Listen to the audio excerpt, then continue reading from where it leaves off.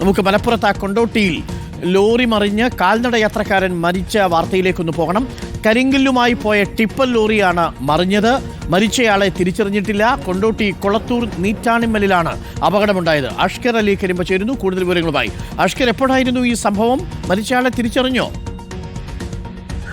അരുൺ, രാവിലെ 6 മണിയോടെയാണ് ഇത്തരത്തിൽ അപകടം ഉണ്ടാകുന്നത്. പള്ളിയിൽ നിന്നും സുബഹി നമസ്കാരം കഴിഞ്ഞ് മടങ്ങിയായിരുന്ന ആളാണ് എന്നുള്ളതാണ് ഇപ്പോൾ പ്രദേശവാസികൾ പറയുന്നത്. റോഡിന്റെ വളരെ അരികിലൂടെ തന്നെയായിരുന്നു ഇയാൾ നടന്നു പോരുന്നത്. പക്ഷേ നിയന്ത്രണം വിട്ടെത്തിയ ലോറി, ഈ കരിങ്കല്ല്, വലിയ ഭാരം വഹിച്ച് കരിങ്കല്ലുമായി എത്തിയിരുന്ന ലോറി ഈ യാത്രക്കാരന്റെ മേൽ മറിയുകയായിരുന്നു. സമീപത്തൊരു ഹരിതകർമ്മസേനയുടെ മാലിന്യങ്ങൾ, പ്ലാസ്റ്റിക്കും ഒക്കെ ശേഖരിക്കുന്നതിന് വലിയൊരു ബോക്സ് സ്ഥാപിച്ചിരുന്നു. ഈ ബോക്സ് അടക്കം ഇടിച്ചു തെറിപ്പിച്ചാണ് വഴിയരികിലൂടെ നടക്കുന്ന ഇയാളുടെ മുകളിലേക്ക് ഈ ലോറി മറിഞ്ഞ് ഇത്തരത്തിൽ ദാരുണമായ ഒരു അപകടം ഉണ്ടാവുന്നത്.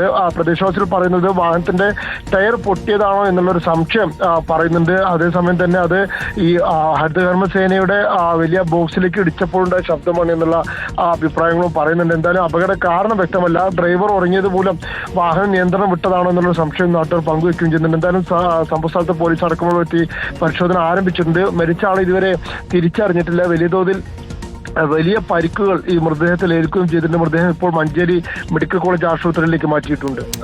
ഓക്കെ, വാഹനം അമിത വേഗത്തിലോ മറ്റോ ആയിരുന്നു, അങ്ങനെ എന്തെങ്കിലും പറയുന്നുണ്ടോ ദൃക്സാക്ഷികൾ? അരുൺ, അത്തരത്തിലുള്ള ചില സംശയങ്ങൾ പങ്കുവെക്കുന്നുണ്ട്. എന്നാൽ ഇതുവരെ നമുക്ക് സ്ഥിരീകരിക്കാൻ കഴിഞ്ഞിട്ടില്ല. വാഹനം ഡ്രൈവർ ഉറങ്ങിപ്പോയതാണോ അതോ വാഹനം അമിത വേഗത്തിലായതുകൊണ്ടാണോ നിയന്ത്രണം വിട്ടത് എന്നുള്ള സംശയമാണ് നാട്ടുകാർ പറയുന്നത്. അവിടെ തൊട്ടടുത്ത ആ സമയത്ത് വലിയ തോതിൽ ആളുകൾ ഉണ്ടായിരുന്നില്ല. കാണുമ്പോൾ നല്ല പ്ലെയിൻ റോഡാണ് അഷ്കർ, അവിടെ വളവുകളൊന്നും കാണുന്നുമില്ല. അത് പാലക്കാട് കോഴിക്കോട് ദേശീയപാതയാണ്. ഇപ്പോൾ പുനർനിർമ്മാണം പൂർത്തിയാക്കിയ പാലക്കാട് കോഴിക്കോട് ദേശീയപാതയാണ്. വളരെ വീതിയിൽ തന്നെയാണ് ഭാഗങ്ങളൊക്കെ റോഡ് നിർമ്മിച്ചിട്ടുള്ളത്. അതുകൊണ്ട് തന്നെ വേഗതയിൽ വാഹനങ്ങൾ എത്തുന്ന ഒരു പ്രദേശം കൂടിയാണ്. കരിപ്പൂർ എയർപോർട്ടിലേക്ക് പോകുന്ന എയർപോർട്ട് റോഡിന് സമീപത്തുമുള്ള പ്രദേശം കൂടിയാണ് ഈ കൊണ്ടോട്ടി നീറ്റാണിമ്മൽ എന്ന് പറയുന്നത്. അവിടെ വെച്ചാണ് ഇത്തരത്തിൽ അപകടം ഉണ്ടാകുന്നത്. അപകട കാരണം എന്താണെന്ന് വ്യക്തമല്ല. പക്ഷേ വലിയ ദാരുണമായ ഒരു അപകടം തന്നെയാണ് ഉണ്ടായത്. ഒരാളുടെ മരണത്തിലാണ് അത് കലാശിച്ചതും. അവിടെ വെച്ച് തന്നെ കാൽനട യാത്രക്കാരൻ മരിക്കുന്ന ഒരു സാഹചര്യമാണ് ഉണ്ടായത്. പ്രദേശത്തുകാരൻ തന്നെ ഒരു 58 വയസ്സുകാരനാണ് ഇത് എന്നുള്ളൊരു സംശയം പറയുന്നുണ്ട്. പക്ഷെ അത് ഔദ്യോഗികമായി ഇതുവരെ സ്ഥിരീകരിച്ചിട്ടില്ല. ഓക്കെ, നമുക്ക് എന്തായാലും ആരാണ് എന്നുള്ളത് സ്ഥിരീകരിക്കാം. ആ ദൃശ്യങ്ങൾ കാണുമ്പോൾ വല്ലാതെ ഭയപ്പെടുത്തുന്ന ദൃശ്യങ്ങളാണ്. കരിങ്കല്ല് കയറ്റിപ്പോയ ടിപ്പർ ലോറിയാണ് മറിഞ്ഞത്. കാൽനട യാത്രക്കാരൻ്റെ ദേഹത്തേക്ക് ഈ ലോറി പാഞ്ഞു കയറുകയായിരുന്നു. എങ്ങനെയാണ് പനയമ്പാടത്ത് അപകടമുണ്ടായത്? ഏകദേശം സമാനമായ രീതിയിലാണ് ഈ ലോറിയും ഇപ്പോൾ മറിഞ്ഞിരിക്കുന്നത്. പക്ഷേ അവിടെ വളവുണ്ടായിരുന്നു, ഇവിടെ വളവൊന്നും ഉണ്ടായിരുന്നില്ല.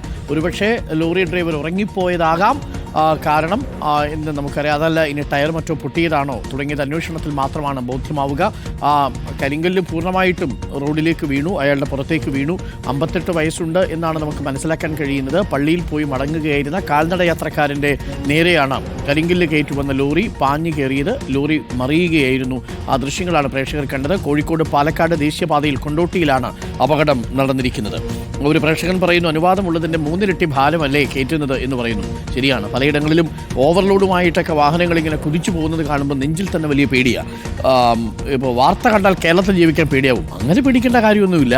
പക്ഷേ എങ്കിലും ഇച്ചിരി പേടി നല്ലതാണ്. പ്രത്യേകിച്ച് റോഡിൽ ഇറങ്ങുന്ന സമയത്ത് പോകുന്ന പോക്ക് കണ്ടാൽ നമ്മൾ വല്ലാതെ പേടിച്ചു പോകും.